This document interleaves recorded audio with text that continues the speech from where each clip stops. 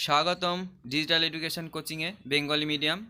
আমাদের প্রত্যেকটি ভিডিও পাওয়ার জন্য সাবস্ক্রাইব এবং বেল বাটনে ক্লিক করুন। নমস্কার বন্ধুরা, ডিজিটাল এডুকেশনে স্বাগত জানাই। আজ আমরা হিস্ট্রির দশম অধ্যায় শুরু করব।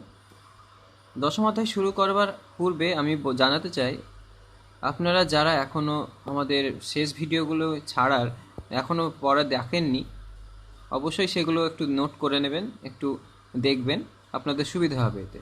অর্থাৎ প্রথম থেকে নবম অধ্যায় যা যা ভিডিও আমরা আপলোড করেছি, আপনারা একটু যদি এক্ষুনি দেখে নেন, তা আপনাদের নিজেদেরই খুব সুবিধা হবে। চলুন শুরু করা যাক। প্রথম কোশ্চেনে আমরা চলে যাচ্ছি। এলাহাবাদের দ্বিতীয় চুক্তি কবে হয়? 1765 সালে 16 আগস্ট। দ্বৈত শাসন ব্যবস্থা কে প্রবর্তন করেন? Lord Clive. দ্বৈত শাসন ব্যবস্থা কে রদ করেছিলেন? 1772 সালে ওয়ারেন হেস্টিং এই দ্বৈত শাসন ব্যবস্থাটিকে রদ করেছিলেন। কত সালে লর্ড ক্লাইভ ইংল্যান্ডে ফেরত যান? 1767 সালে লর্ড ক্লাইভ ইংল্যান্ডে ফেরত যান। 76-এর মন্বন্তর কবে হয়?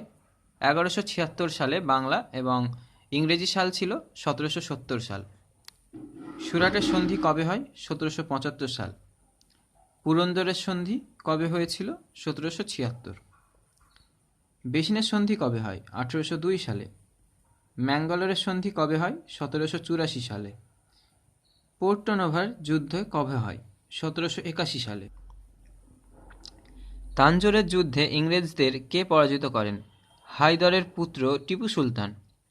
বড় লাট কর্নওয়ালিস কার সঙ্গে চুক্তিতে আবদ্ধ হন? নিজাম এবং মারাঠাদের সঙ্গে।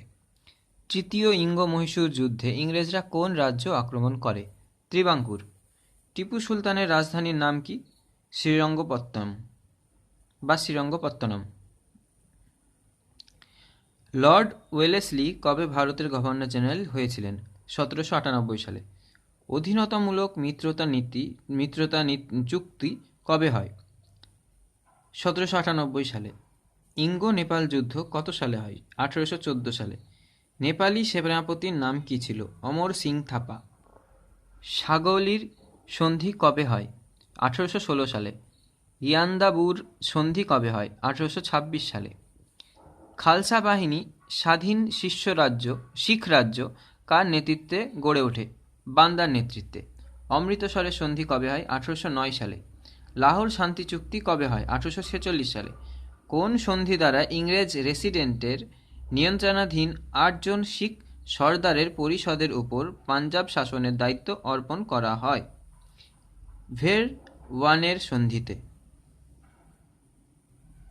দ্বৈত শোষণ ব্যবস্থার অবসান কবে হয়? 1772 সালে। রেগুলেটিং অ্যাক্ট কবে হয়? 1773 সালে। কলকাতায় সুপ্রিম কোর্ট কবে স্থাপন হয়? 1774 সালে। ওই কোর্টের প্রধান বিচারপতি কে ছিলেন? এলিজা এমপে। রেগুলেটিং অ্যাক্টের দোষ ত্রুটি দূর করার জন্য কোন আইন প্রবর্তন করা হয়? 1784 সালে পিটের ভারত শাসন আইন প্রবর্তন করা হয়। কর্নওয়ালিস কোড কি? কর্নওয়ালিস ভারতীয় আইনকে লিখিত ও সুস্পষ্ট আইনে নথিভুক্ত করেন। একেই কর্নওয়ালিস কোড বলে। ইন্ডিয়ান পেনাল কোড রচনা করেন কে? Lord Bentinck. তাহলে বন্ধুরা, আজকের ভিডিওটি কেমন লাগলো অবশ্যই আমাদেরকে জানাবেন, এবং পরবর্তী ভিডিও সর্বপ্রথম পাওয়ার জন্য আমাদের চ্যানেলটিকে সাবস্ক্রাইব করুন, এবং ভালো লাগলে লাইক, কমেন্ট, শেয়ার করুন, এবং সাবস্ক্রাইব করার পর বেল বাটনে প্রেস করুন। আমরা পরবর্তী 48 ঘন্টার মধ্যে আবার পরবর্তী অধ্যায় আমরা আপলোড করব। আপনারা তৈরি থাকুন এবং সুস্থ থাকবেন, ভালো থাকবেন।